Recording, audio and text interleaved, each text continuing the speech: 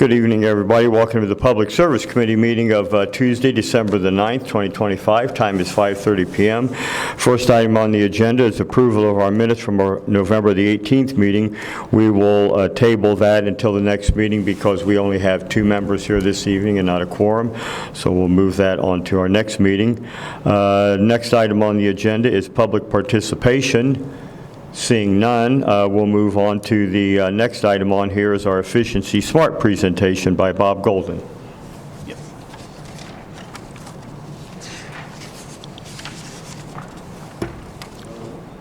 Good evening.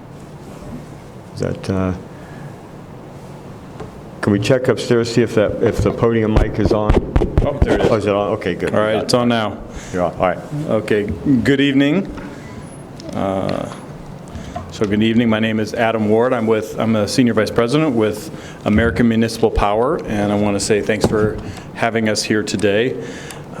During a meeting back in March, I had joined Sean Clement here from Efficiency Smart, who provided a summary, sort of a status update of the progress of the Efficiency Smart program over the last couple years, and I'm here to sort of close out the contract cycle and give you a couple updates on performance, and then provide some information for you to consider for the next 3-year cycle.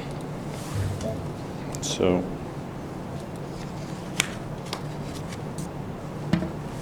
that clicker's not working, so we'll start with. So I think everybody here is familiar with American Municipal Power. We provide wholesale power and services to more than 130 municipal electric systems.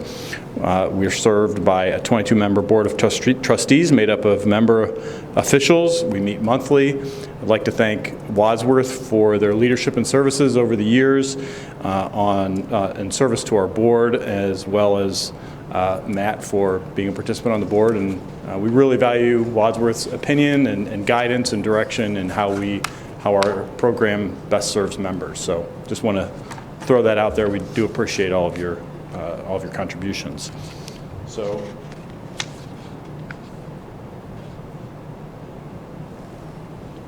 second. All right, a little bit of a delay. This is our footprint. You may be aware we cover 9 states, serving 130 members across this footprint.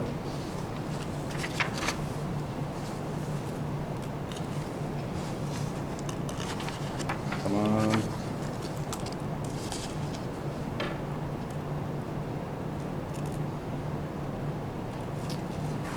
Okay, sorry about that. So start off by what is Efficiency Smart. We'll move quickly through this because I think believe you already have a familiarity with the program.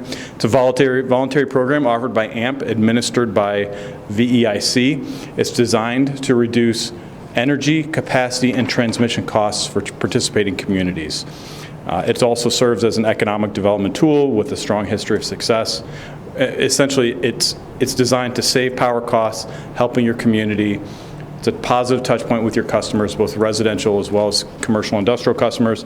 And it's a mitigation measure for the city, and it offers a layer of insulation from market volatility. So that's the whole purpose. It's just to save you money and help support your economic development measures within the community. So why Efficiency Smart? How we structure this program, Efficiency Smart has account managers. They work as an extension of the Wadsworth utility. Our account managers work directly with local industry to help them lower operating costs, enable reinvestment, and then it also serves as a business attraction component of your economic development strategy. Here in Wadsworth, Bob here is Efficiency Smart's dedicated account manager for Wadsworth. He has formed many relationships with industrial customers throughout the city, and works with Mike and Matt to keep them updated on progress throughout the year, respond to their needs, really serve as an extension of the utility. I think you guys have this presentation in front of you? Yes. Okay, so I'll keep rolling, just a little bit delayed, so my apologies. Yeah. So next we have the Efficiency Smart pricing compared to compared to the market. So this graph demonstrates how the program serves to insulate the city from market volatility. Emphasize that this chart, the orange line specifically, includes energy capacity and transmission, sort of the three horsemen of your power supply, of your power bills. And it really highlights how efficiency smart with the static cost, it just, the affordability just makes a lot of sense as we go on. Can you get this? I'm not sure why it's taking so long. So if we go to the sort of the next page where we, for Efficiency Smart, this program has been serving Wadsworth since 2011. It's been an excellent partnership. Wadsworth has been really the showcase, a showcase community for how successful this program can be, especially when it comes to commercial industrial customers and savings, as well as engagement across customer classes and within the C&I community. So, you know, we hold Wadsworth up there as a prime example to other members that are interested in the program. We say, listen, look what it's done for Wadsworth, look what it's done for a couple other communities. So since 2011, the total electric utility savings for the city of Wadsworth is roughly $20 million, actually a little over $20 million, which is a pretty significant savings. And as these energy efficiency measures are implemented, it's a compounding impact. So it's not just that 1 year where you recognize energy efficiency. You're going to see that. You just have to buy less power from the market year upon year into the future. So it's a pretty valuable program. Over 1,600 households have been impacted and 114 businesses have been impacted. A great example of the program's relationship within the community, Wadsworth Square Commons redevelopment project. Bob's been working with the Wadsworth Square Foundation on the project, and you know, we already have a quote on the great collaboration and his efforts there. So, you know, it's not uncommon for us to get positive feedback from commercial industrial customers. I mean, it really just demonstrates how effective the program is and how much value it brings. So next we have the 2023 to 2025 contract results. So as I mentioned, this is this program is implemented in 3-year tranches. So for 23 to 25 contract results, the 3-year cost was $1.1 million, a little over. Avoided cost for the city of Wadsworth has been $4.1 million, which creates a return on investment of 242%, which is, I mean, that's significant. So for every dollar spent on the program, it resulted in $3.42 avoided market costs. So high value, results are guaranteed. Very few energy efficiency programs across the country provide the guarantee that this program offers. So AMP is proud to contract with VIC to offer this program. Next, we have a demonstration of, as we come to the end of this contract, emphasize that we are working, or Efficiency Smart is working with local businesses. 62 C&I projects completed with 35 companies over the past 3 years. That's pretty significant. And it looks like there's still a handful that are sort of closing out as we finish 2025. So those results from the previous page, they may shift a little bit, but by and large, it's the best estimate that we have right now. We also have a nice quote from Bam Bam Auto Parts. I mean, this is a great quote. What an absolute pleasure it's been to work with Efficiency Smart. I mean, that's as AMP offering this program to our members, that's what we want to see. So next we have, next slide, it's just delayed. Okay. The next slide is why Efficiency Smart. It is the most affordable way to meet your power supply needs. And this is another way of demonstrating that if we look to 2026 market prices, they're roughly, the price for Efficiency Smart is roughly 1/4 the cost of your energy costs as well as your demand costs, which is your capacity and transmission combined. So it's a very affordable program, provides a lot of value. And that is not to say that power and demand costs aren't going to increase. I think with the number of data centers, projected load growth across the region, I mean, I think it's really tough to predict what power prices are going to be doing going forward. It's hard to imagine them going down, I'll put it that way. So the higher power prices, demand prices go up, the more effective, cost effective this program is. So we'll going to the last slide. We look to, so at this point, we finished the last 3-year tranche. We're looking at the next one, which is 2026 through 2028. The terms that to participate in this program, the 3-year cost is roughly $1.2 million. Recognize a megawatt hour goal of 4,337 megawatt hours. Avoided cost of roughly $4.8 million, and projecting this out, it looks like a return on investment of 295%. So it's better than the last 3-year period, and that's primarily because power prices are going up. Power prices, capacity, transmission, all these things are anticipated to go up. Matt, you hear about these updates all the time. You're well aware. So as this contract cycle ends, it'll end on December 31st. We appreciate Wadsworth's commitment to the program since 2011. Believe it really provides a lot of positive value to the community. Appreciate your consideration for the next cycle. Happy to answer any questions at this point. I'm good. Awesome. I'm good. All set? Okay, great. Thank you for your time. Adam, I have a question. So I think Sure. when we looked at the contract before, we were able to rough in some numbers of, my memory's failing me, but, something like $90 the cost per subscriber, but the return would be, $114 per subscriber, something along those lines. Do we have similar metrics for what's expected with this upcoming one? Is it denominated that way somewhere? Similar in relative to value? Yeah, just like looking at, it was easier to understand when we said, okay, the average subscriber, it's going to cost us X amount, which was the cost in this last one, say that Energy Hub, their fee, but the expectation in terms of savings is that, we'd save, $114 in energy costs for every $90 spent, for example, something like that. Do we have similar metrics for this contract or not at this time?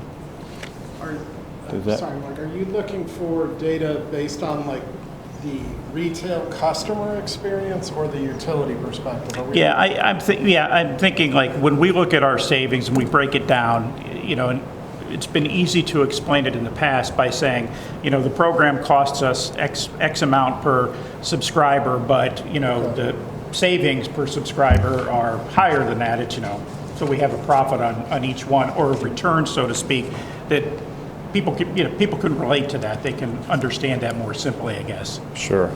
Yeah, we don't have that in this slide deck. We could. Okay. What we would do is just take that 3-year cost, divide by 3 to get to a 1-year cost, right? And then divide by the number of users that you want to see it across. And then you would look at your avoided cost number. That's your benefit number. Okay? And so you divide that by the same. Okay? Yeah, that's helpful. And so what you're really, the simple math to answer that question is the relationship will be 4 to 1. That's what the 295 roughly. What that means is for every dollar you pay into the program, you are avoiding $3.95 paid into the market. Yeah. That's the simplest math we can kind of put it into. But that relationship, however viewed, will be roughly 4 to 1, a little less than, based on rising market costs, like Adam said. Does that help, Mike? It does help. Thank you. Okay, sorry. And when you go out to help places like Wadsworth Square or whatever, that costs them nothing, correct? Correct. Right, so that is a benefit to all of the businesses and everything here, saving them money on the electricity, and it costs them nothing. So it's a great, in other words, it's also a good economic development tool for businesses. Absolutely. Yep, you got it. Okay. All right. Committee members, I just wanted to add, so thank you to Adam, thank you to Sean for their comments. We talked about this earlier in the year with a little bit of a data review and a little bit about the program. But I would tell you from the service director's office, this program, perhaps more so than any other program that we voluntarily participate across the spectrum of utilities that we provide, pays us real dividends. And I think based upon discussions that we've had more recently about purchase power costs and the rising nature of that, later in our discussion about rate changes and rate changes that we anticipate moving forward, This is a program that is vitally important to the city, and as we navigate future costs in the purchase power area, it is vitally important to our customer base, both on the industrial side, the commercial side, as well as our residents. I cannot ask you enough to back this program and support it in the form of when we come to you to authorize entering into a new contract. This is a program that pays dividends for our community, for our citizens, for our customers, and for all of us in this room. It is the right type of program that we want to be associated with. It has proven its value to us in the past. I see no reason that it will not continue to prove us positives as we move forward in this relationship. Yeah, I would add to that the law department is drafting the legislation for the renewal. They had not finished it by the time we put this agenda together, but the plan would be to present that at next week's committee of the whole meeting for adoption that night, because I believe ideally the legislation needs to be passed by the end of the calendar year, correct? Yes, correct. Okay. Yeah. So that'll be, the plan is to present it next week. Okay. And again, we had this presentation will be on WCTV for any council members or whatever to take a look and watch this if they have any questions for next, understanding the time frame. That's why we went ahead with the meeting this evening with not a total quorum, so they'd be able to do that. So, Yeah. okay. Thank you. Thank you, guys. Appreciate it. Thank you. All right, no further questions on that. We'll move on to project updates. First item under there is water. Mr. Davis, you take Just it a now. quick update here. We have a couple projects that are wrapping up that are going to just bleed into the spring. Our lead service verification project mostly is done, but we have a few more holes to dig, so to speak. So that'll continue on early spring. And then also the bulk water fill project is now just pretty much done, waiting for the device to show up here also in the spring. So those two are going quite nicely. And then one issue I wanted to bring up tonight is we have a water tower design project that had come here on September 4th. And I believe this was the first project that we talked about not putting the dollar amount in the initial authorization. Anyway, so after that meeting, apparently that ordinance didn't actually go to the floor of the committee of the whole for reading. And so it as I mentioned last night, it got set aside. So we now have the proposal from the consultant. We have the dollar amount to put in that. So we'll see that now at the council, the committee of the whole. We'll see that on this upcoming meeting with that dollar amount in there. Now that we have that proposal, but it would need to be done this first reading. Suspend the rules for that because it just didn't get to the floor for some reason.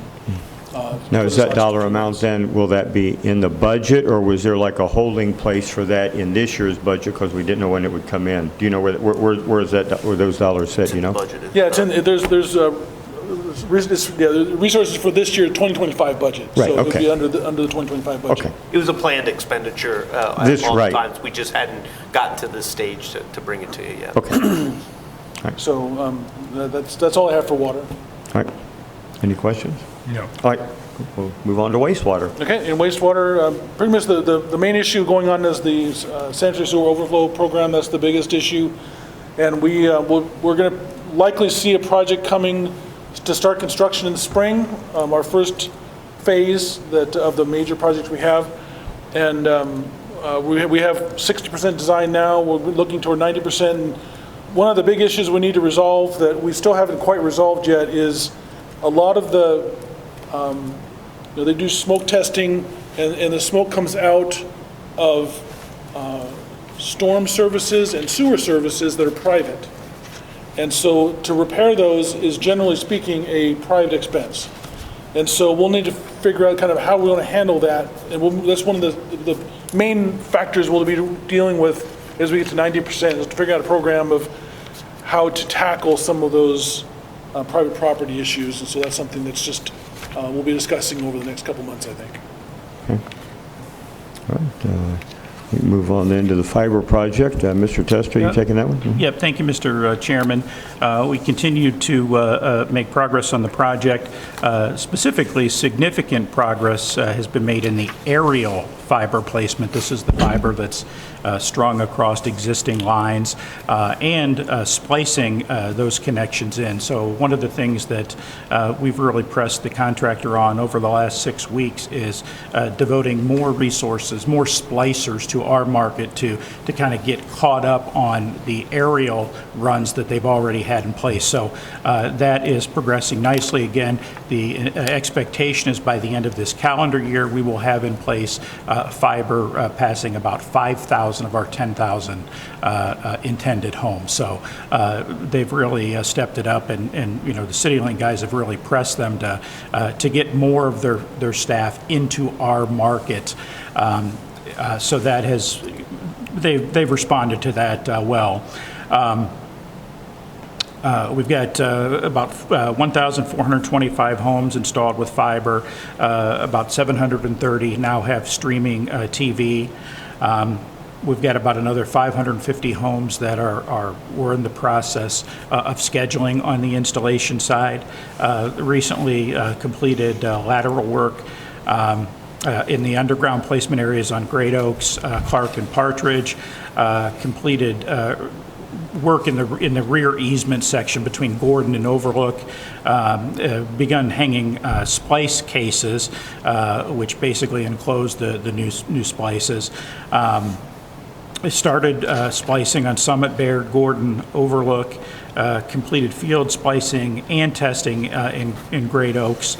And then over the next couple of weeks, we'll see installation of underground laterals in Great Oaks, Bent Creek, nearby areas. We look to complete the splicing on Summit, Baird, Gordon, and Overlook. And we'll continue splicing in other areas of the city. So it's now we kind of switch a little bit to battling with the weather and trying to get as much done, particularly in the underground areas, as we can before the ground gets too hard. Although there is a lot of work, and work will continue in other aspects of the project, including the aerial areas, while the weather's cold. So there'll be plenty to do. It'll just be the underground areas that once we get to that point where it's frozen, it's probably going to be closer to March before we get back into those underground areas. And I know there's to let everybody know too that might be watching, on the city's website, is the map on there showing the different areas. If it's like, well, where is it at, or what's going on in my area, so you can look to see where the progress is, and if it's possible to sign up in your area.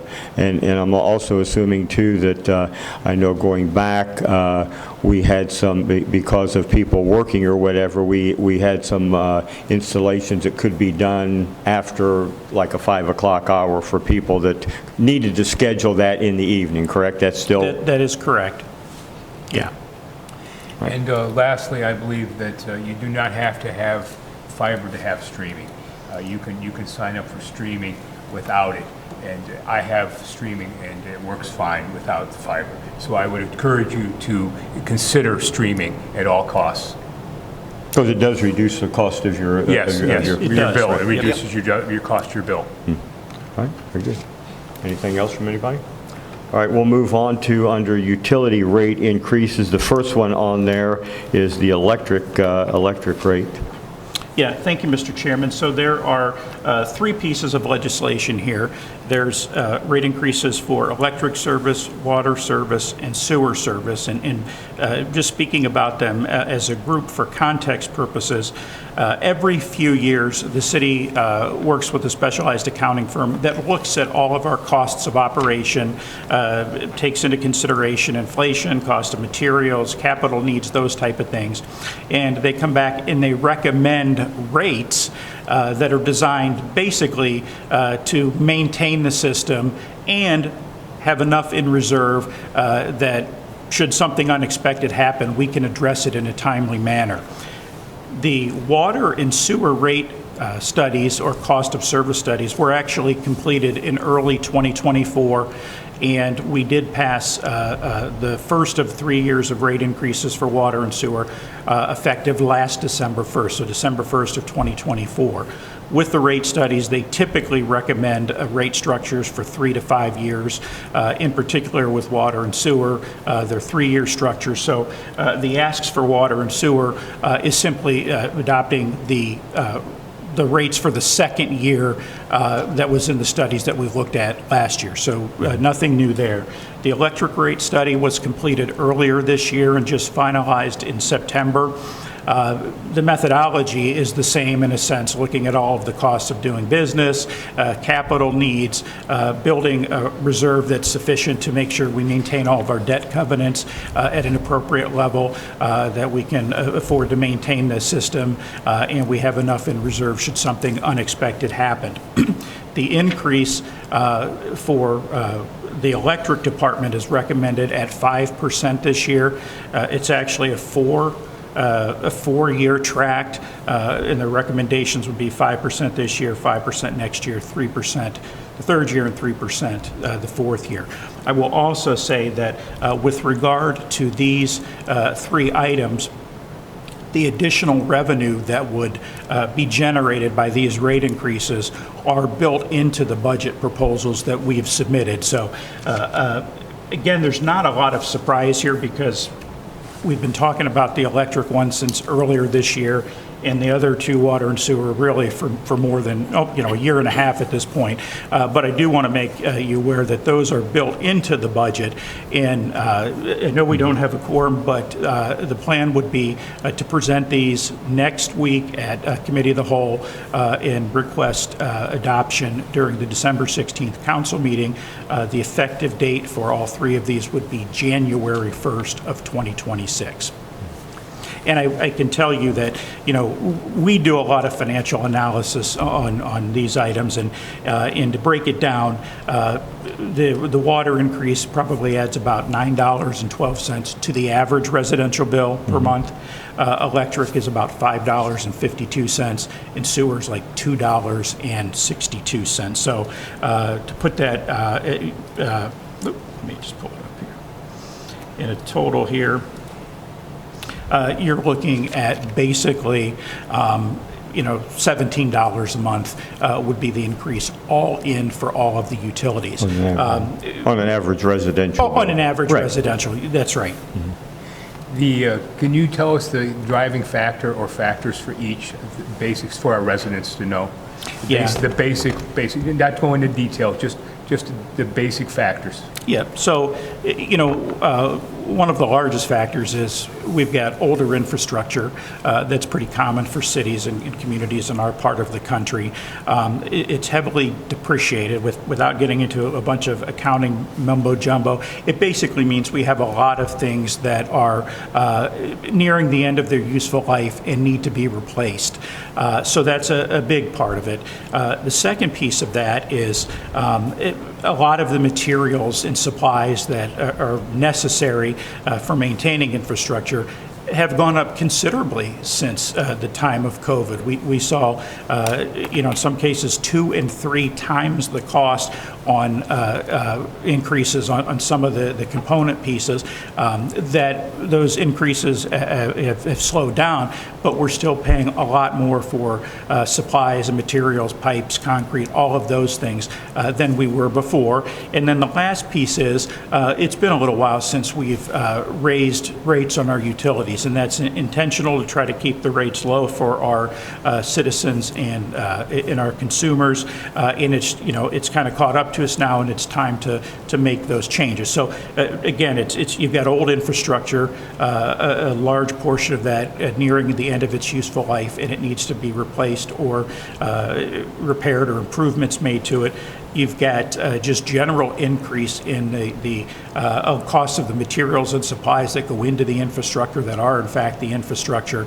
And then you've got, basically we've had level rates for a while and have not been in a pattern of raising them. And it's caught up, and it's time to do so now. Could you also touch on the mandates that are driving cost and the overall and the time frame that we need to do those mandates and the overall cost, please? Yeah, so there's significant costs, and I may defer to Glenn here, but basically, the EPA dictates a lot of improvements as laws change, as new rules come into place, and we're no different than any other city. We largely have to follow them, or there's a big fine. So we know that there are areas within the city that need to be corrected. Sanitary sewer overflows is what they're called.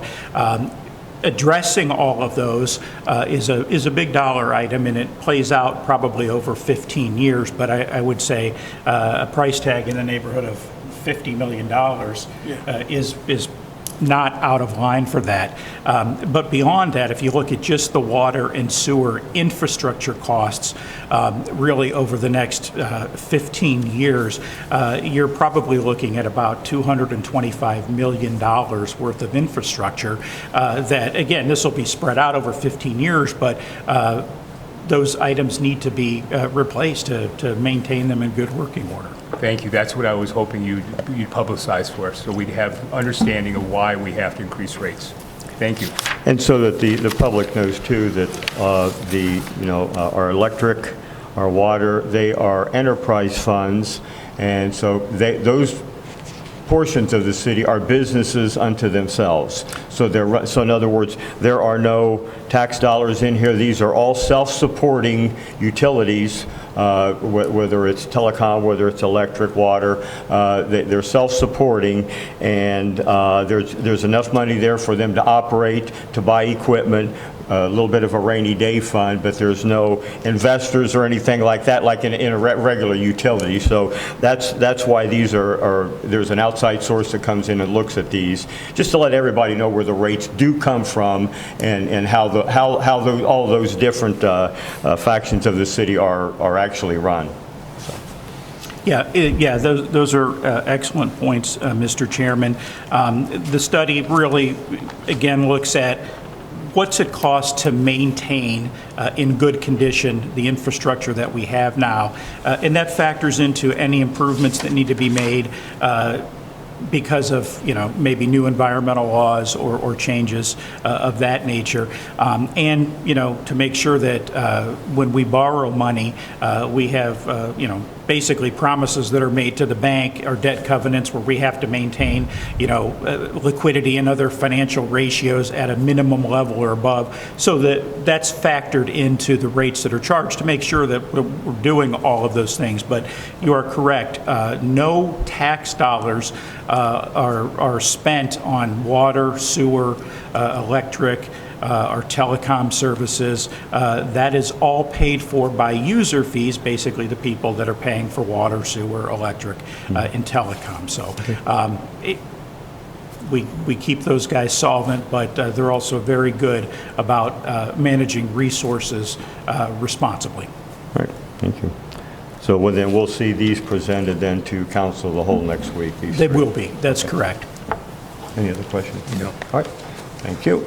We'll move on then. The next item on here, there is some legislation here for cybersecurity. This came out of the Ohio House Bill 96 that was passed at the end of September.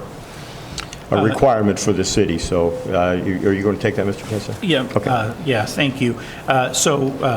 House Bill 96, amongst other things, requires legislative approval or adoption of a cybersecurity policy.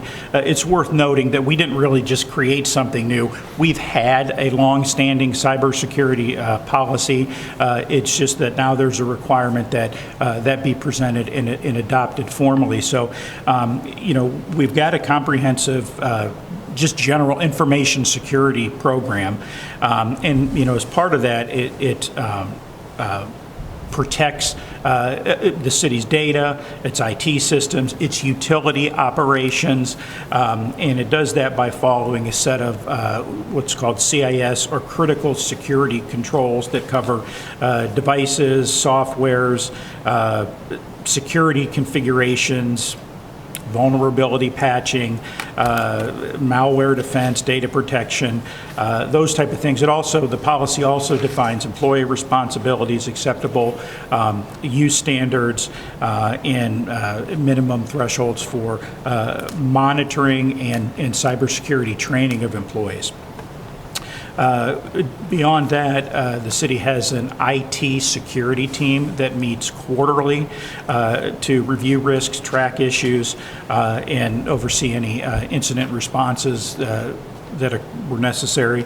Our goal here would be to place adoption of the program on the December 16th council agenda, so we present it to the committee of the whole, and the request would be that we suspend and call that same night, just to make sure that it's been adopted according to timelines specified in House Bill 96. Right. But again, the program itself is not new.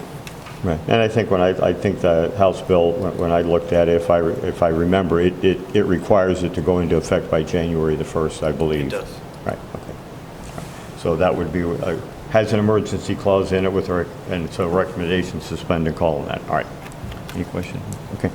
All right, we'll move on to the WCTV wage adjustment. I know we'd had some discussions on a little bit of a reorganization up there as far as personnel and duties and everything. And with that going to be taking a little bit longer, we have legislation right now to bring those positions, although they're described not correctly now, but I think we had talked and we were going to discuss this evening about just going ahead and bringing those wages up per the legislation, and then next year when when everything gets reorganized, we didn't want to wait to do these wage adjustments, not knowing how long all the reorganization would take next year, correct? Yeah, so the wage adjustments specifically for the playback technicians was part of the legislation in the salary and wage legislation that was presented to council, most of which was adopted at a previous council meeting. This was carved out specifically so we could take a look at this and have an opportunity to talk about it, but the recommendation would be to move forward and go ahead and pass the legislation increasing their wages, which are the only ones that are left out at this point. All right. Yeah, I have anything. I asked Mr. Hiscock some pointed questions about the reorganization, and he indicated you were having some internal discussions.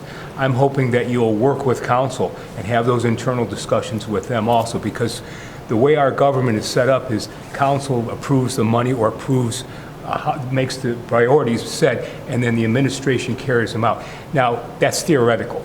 Because you're full-time, we need to make sure that you have all the information, you have that, so it should be a joint thing, and I'm hoping that you'll make this discussion internally with council members. Certainly, I think there's a lot to address that we don't have all the variables identified yet, but certainly before we finalize any reorganization of the department or creation of something new, we would have discussions with council as to what direction we'd like to go and why we'd like to go that direction. And then they have some input also, so yeah. Certainly. Yeah, but you go, I must say you have the expertise, you have the information and so forth, so we must depend on you for those things. Yep. But we'd like to make sure there's input, so that everybody feels a part of the decision making. Sure. And again, that legislation there for that wage adjustment it will be on fourth reading next week, so that's well through the process already. There's nothing needed for that. That's already been on there. We just put that off so that we could have these discussions here. All right. Yeah, I think the wage adjustment, I would ask for action on that next week at this point. Our internal discussions and direction that has some more process and work to be done. So this should not wait on that. We need to move forward with this adjustment first. Okay, good. Okay, thank you. Next item up is just some of the attachments that with the electric department updates and highlights along with CityLink. Is there anything that you'd necessarily like to point out on any of those? Or there's not. The bulk of that is really just subscriber reports and letting you know what the electric department has been up to, and at some point in the past, we used to talk about those, but it's more of just our kind of their day-to-day operations. So we've included it in the agenda packets as a narrative, so you have that information, and you look through it at your leisure. If you have questions, of course, please ask them. It will address them. But that's more just kind of more of an operating update than it is something just specific to projects or something momentous going on, I guess. Could you include the streaming, the number of subscribers to streaming? I don't see that on the CityLink graph. Yeah, let's. That, I might be missing it, but, so we have an idea. Yeah. How we're doing on streaming. Yes, absolutely. Let me. Especially with the chart there, that would be, you could from month to month, you could see the progression of what other parts are getting eaten up by the, by the new streaming customers, so. Yep, I will make sure that we add that, Okay. Mr. Parrish, and Thank make you. that clear. Yeah, good idea. Okay. All right. Anything else that the administration would like to touch on or anything this evening? All right. I make a motion, we adjourn. Our next meeting day, we'll Oh, go ahead and I'm put sorry. that in the record here, will be January the 13th here at 5:30 PM here in council chambers. So it's Christmas time in the city, so. I make that motion, we adjourn. No, all right. I'll second that. All right, we are adjourned. 6:10.